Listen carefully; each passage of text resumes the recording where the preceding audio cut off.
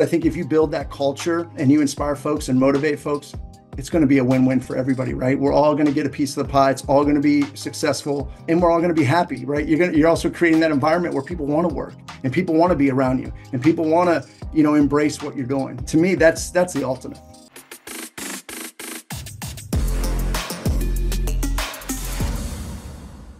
Jody Donaldson, what's up, buddy? What's up, Rick? Good to see you, man. Yeah, likewise. It's been a couple months since I've seen you face to face when you came to training. That's right. Yeah, time flies. Look, yeah, it does. Look, I wanted to have you on. I find you to be fascinating, a guy. You have an interesting background. You are very dynamic. We'll talk about some other cool things that you've done already, and just give people a chance to get to know you, because I'm proud of the fact that we can attract people like you to the brand. And I think if we can just highlight a special guy that you are, your talent and your skill set, I think it goes a long way to making your other franchisees that you're going to be working with, makes them feel good, right? That we got someone like you in the brand. And then if somebody's looking at an Alloy and they're like, who is in this brand? And they talk to a guy like you, they're like, oh, I would like to be in a brand with this guy, right? Because I think the franchise partners, they collaborate, and that's a big part of who we are. And I'm really proud of that. We've got really good ones. And so you certainly are at the top of that heap.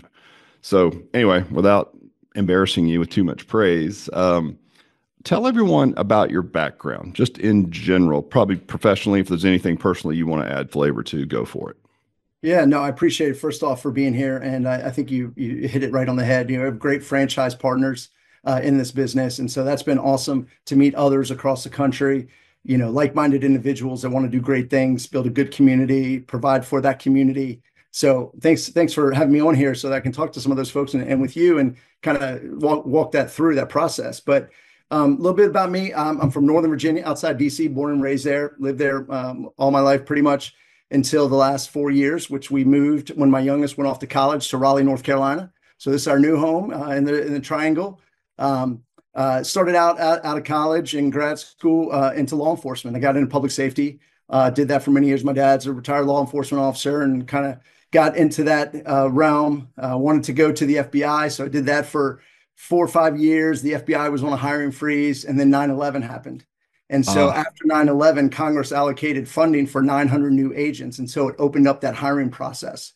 And so I was part of that process in '02 to get into the Bureau. Went to the Bureau. The timing couldn't have been worse for me and my family. Little one, my youngest was born while I was in Quantico in training. They moved us up to Newark, New Jersey. That was my field office assignment. And it was really tough on the family. So I had some tough decisions to make. Can we make this work? And my poor wife was home with 2 little ones and our older daughter that was a senior in high school. And so just, all these little dynamics that were just making it really hard on the family. And I decided that the Bureau couldn't transfer me back to DC. So I had to make that tough decision and leave. And so went back to law enforcement. And I got to tell you, after that, I had to really look at myself and say, what do I want to do? And I had this burning desire. I've always kind of been an entrepreneur.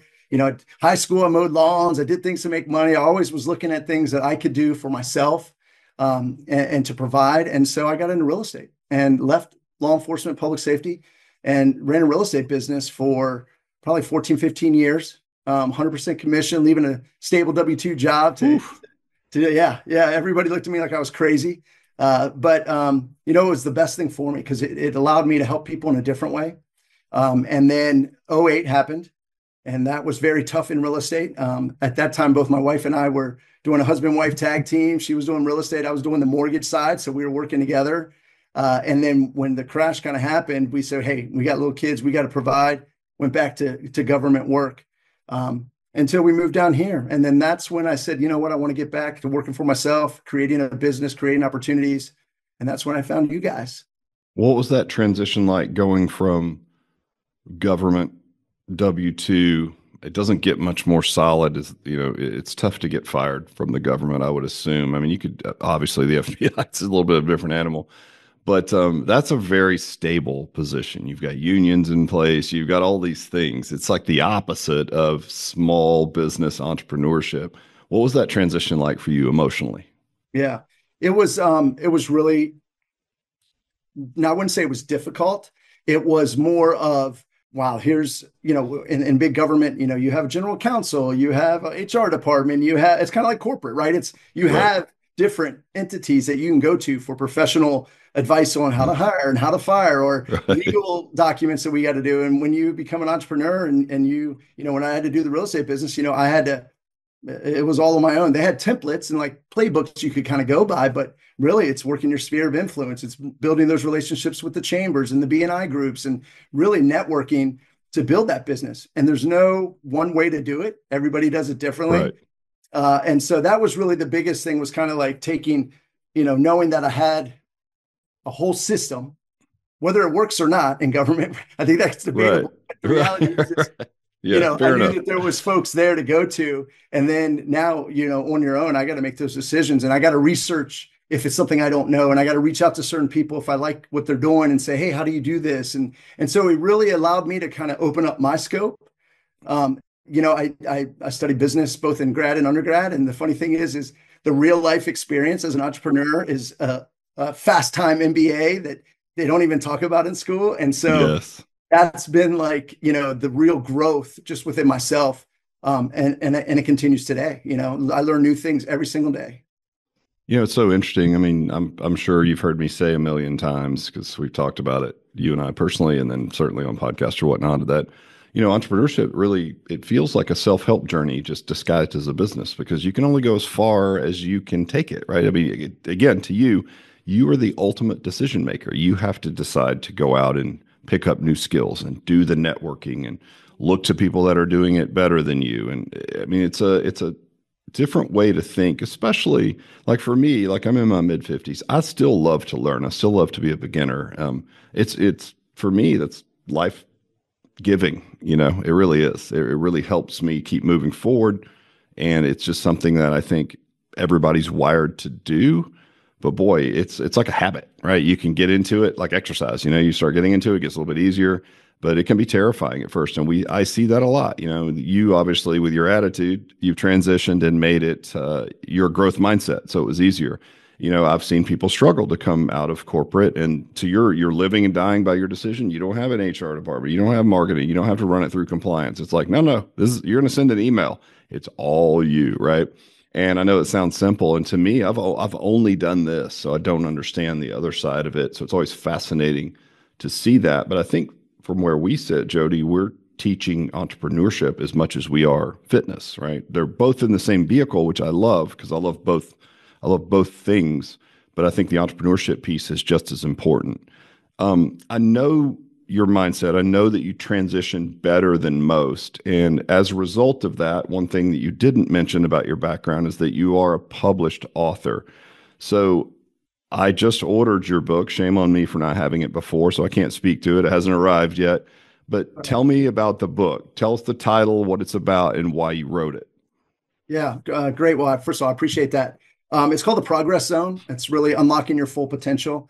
And, it kind of goes back to what you were saying about like, the certain fixed mindset versus a growth mindset. I touch on many different topics, and it starts with your mindset and health and wellness, emotional intelligence, financial literacy, networking, communications, all these things that in my professional life. And, and I still have a W-2 job. I work for, state of North Carolina, and have a W-2 job and leadership roles and programs that I've been through.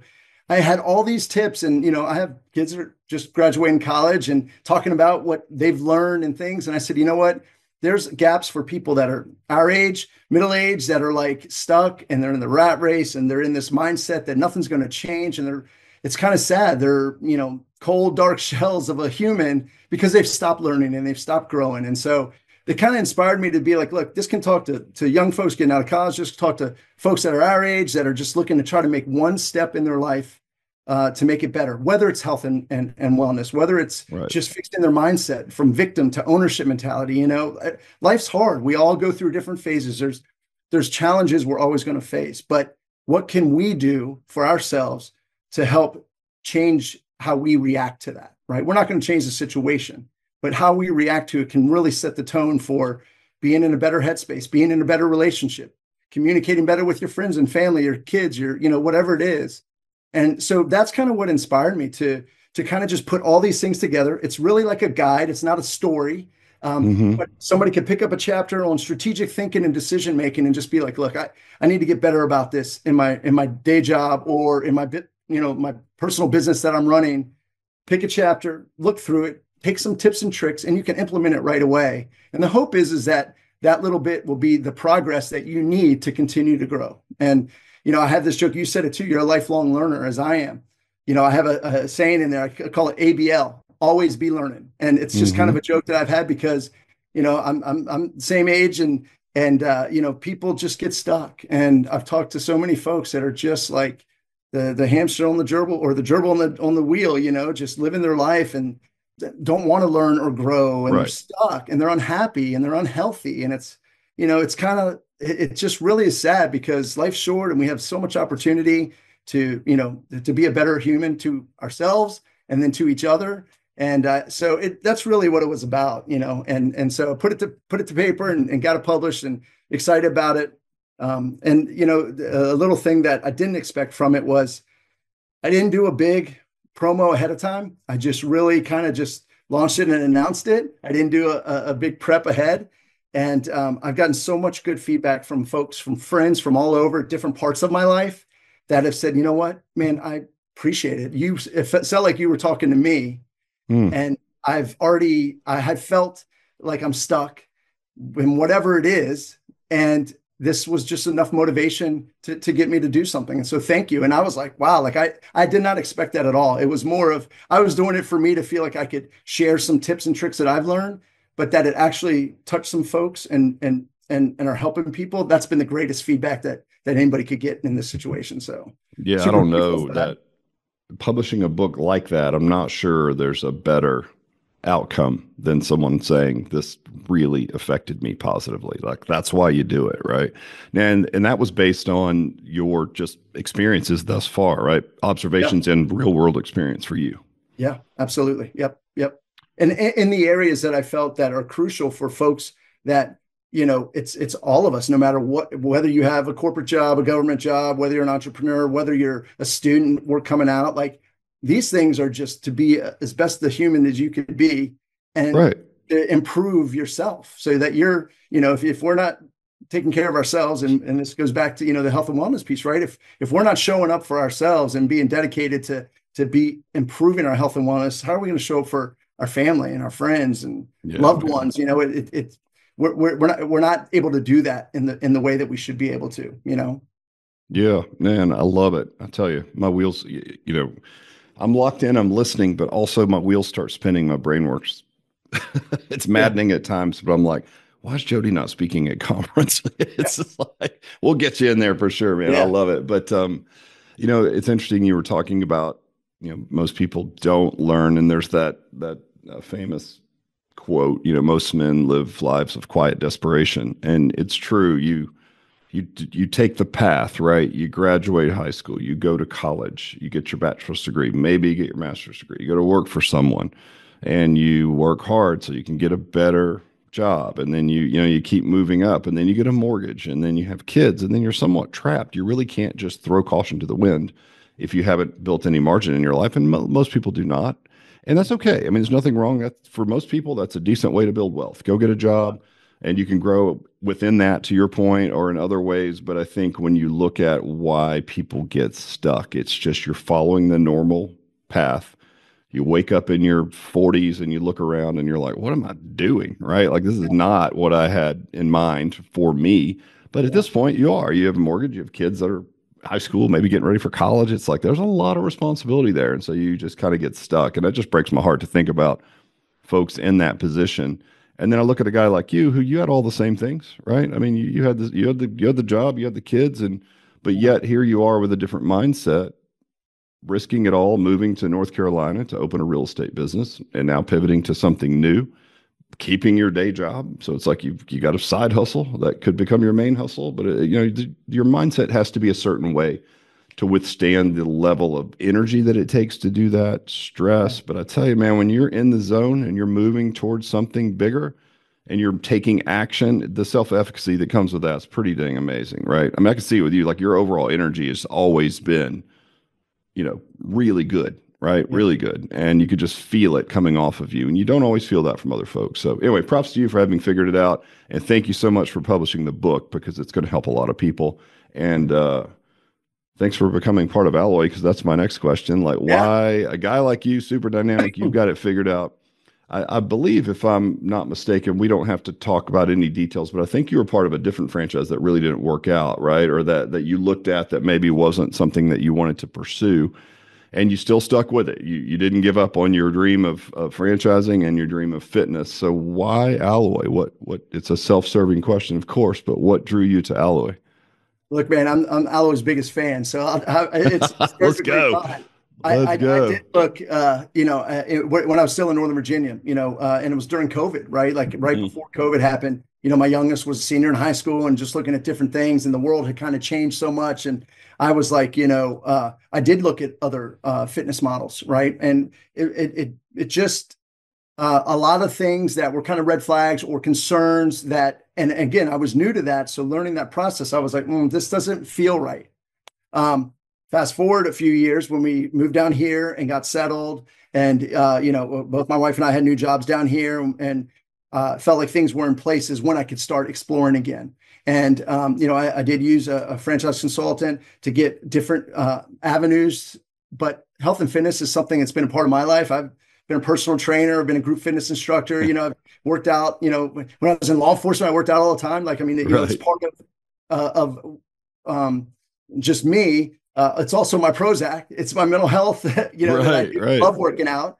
It's not for everybody, right? Like, I know some people have a real tough time doing that, but to me, health and wellness is what I kept coming back to. And I vetted a bunch of options. I talked to a lot of lucrative business opportunities. Home services is Hmm. great, and there's such a need for those type of products.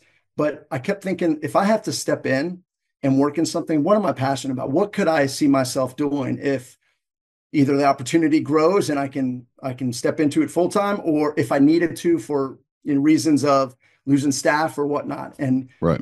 fitness just came to it. And I said, I can do this. And so then when I looked at the business model, I mean, you guys have been around since 1992. You have built a phenomenal program.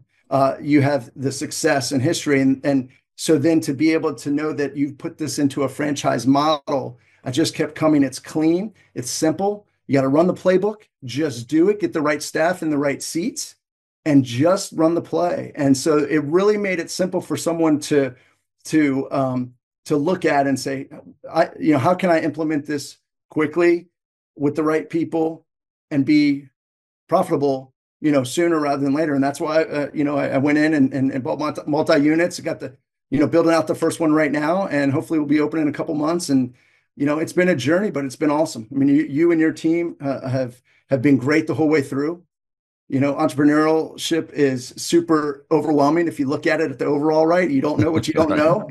Right. Breaking it down, I do ask a lot of questions, but that's how I learn. So I've Sure. asked questions of your team, and they've been great and led me in the right places. You got right vendors that you've worked with. So it just kept looking at the whole package, and Alloy just kept screaming like, this is the one. So that's Awesome. why I'm here. I mean, it's definitely stuck out, and I think kudos to you and what you've built in your team. And I'm not just saying that. I mean, I did do my due diligence and vet a bunch, and it just kept coming back to, you've got to figure it out. And so you've provided the resources to make us as franchisee owners successful. And we just gotta run that play.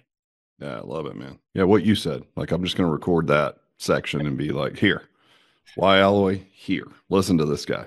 Published author, Jody Donaldson. I love it, man. It's awesome. Well, let's say things work out perfectly between you and I, or Alloy, I should say, Sure. which we are anticipating. What would things look like in the future for you? Like, ideally, we're 5 years down the road, 7 years, whatever that may be. What does your relationship with Alloy look like? Yeah. So super excited to get this first one launched. And like I said, a couple months we should be opening up. And we bought three territories. So I'm hoping to build out the other second and third as quick as possible, as soon as we can get that first one up and profitable. And then scale from there. My hope is that at some point, if we're talking 5, 7, that I'm able to purchase additional territories and really kind of build it. I would love to eventually get 5 to 10 and really kind of own an area. also, I think being within, certain locations, it also makes it helpful as you build out your teams and scale, because you can have, regional person over maybe three Yep. locations and kind of really, really build the business that way. So logically, it makes sense if we can do that. And not can we do it? I think that's where it's going to be. I mean, when you Right. ask what it looks like, that's what my goal is to get that going. So Awesome. I yeah, love it. Well, obviously you're built for it. And I agree. Putting a regional in place, like people use this term a lot, semi-absentee. And I just did a podcast with Adam where we're trying to like redefine the term because it doesn't mean that you do nothing, right? Like to your point, like, okay, you've came to training, you've got some personnel things you're working through. It's like, hey, I'm going to lean in here for a sec. It's like, it's not forever. And once you learn how to make the sausage and you've got 6 locations as an example, or however many, and you put a regional over top, right? It's like that, then you can be more semi-absentee because sure, you're rallying the teams, you're probably doing leadership, making people feel seen and special, but you're really dealing with hard metrics, business KPIs with your regional, and then they're going out and doing the things, right? So I think that's when really semi-absentee becomes, an actual term that makes sense, right? Where sure. you don't have to go work in the business at all. But I think at first you have to make the sausage, right? Which can be difficult for folks like you who are looking at it from a higher, like maybe crop duster height. You're looking down, you're like, all right, here's the moving parts. And it's like, all right, well, it's pre-sale. It's a finite window of time. It's very critical that you reach escape velocity during pre-sale, which is that 100 member-ish or so ideally, right? And then you can coast your way into a full gym. Some people have opened completely full, some open with their 75 and keep going. So there's lots of ways, but I think it's such a critical time, and we know that we see performance-wise speed to get to that critical mass is it really key, and it just gets you to success much quicker. So I appreciate the fact that you're willing to lean in. Based on all your leadership experience, Jody, if you had one piece, only one piece of leadership advice to give to someone who's considering being an entrepreneur or not, they just want to lead their family better, just be a better leader. What was one piece of advice you could give to the world, I should say? Yeah, it's a great question. And it- my mind goes to a thousand different places, but to Of narrow it down course. to one, right, is, I think, I love servant leadership. I feel like being able to serve my family, my staff, my teams, whatever it is so important. It brings that human side, it brings that kindness, it brings compassion, understanding. I think you bring all those things into that role, and then you're going to be able to inspire and motivate and be there for your teams. And so that's what I would say. I think a piece of that, and I'll just add it. I know it's not a separate component, but the mindset, right? Like Mm, you've got to go back to your mindset of what do I need to do to have that growth mindset, to have that, non-victim mentality, and just really get my head right so that I can show up for them. And then it goes into serving my family, my team. Like I said, I think that's the most important thing to me, because I think if you build that culture, and you inspire folks and motivate folks, it's going to be a win-win for everybody, right? We're all going to get a piece of the pie. It's all going to be successful, and we're all going to be happy, right? You're also creating that environment where people want to work and people want to be around you and people want to, embrace what you're doing, right? To me, that's the ultimate. yeah, man, and I agree with you. I mean, that can what you said can stand for family. I mean, it's the same thing. If you're serving, in a lot of ways, it's a by default, but it's a different mindset. It's a different way to approach problems and interactions in all of those different arenas. Yeah. And if you do, like if you treat your kids a certain way, like, yes, there's discipline. Yes, when you tell them they can't go to the party with a kid whose parents are out of town who you know is wild and always gets in trouble, it's not a popular decision. But you Right. can still do it with respect and you treat them in a certain way. And Yeah. then they're going to go out into the world and treat people the way that you've treated them. Same thing with your team. If you serve them and treat them a certain way, you can expect them to treat your customers, the end users, say, of an Alloy location, the same way. So yeah, it's really interesting the trickle down effect of such a simple, because that term is so used right often, which is servant leadership. What does that mean? It just means, to your point, just treating people in a way that you would like to be treated, or that you would like them to treat either the world, your customers, whatever that may be. You're modeling that. To your point, you're leading by demonstrating what it looks like to be a servant leader. Would you agree? Absolutely. I think also too, you're giving them space, right? You're giving folks ability to grow, and so you're not.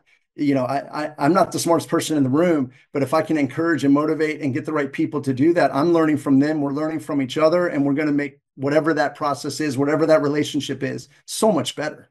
And I Yes. just think, when you allow that space and you see someone else that you've been a part of to be successful and to go on and lead others, I mean, that's the biggest compliment, right? It shows that you've created that environment for them to grow and to learn and to be a part of it. And I think, again, it's not just work, it's family, it's relationships, it's friendships, it's whatever it is you want to be.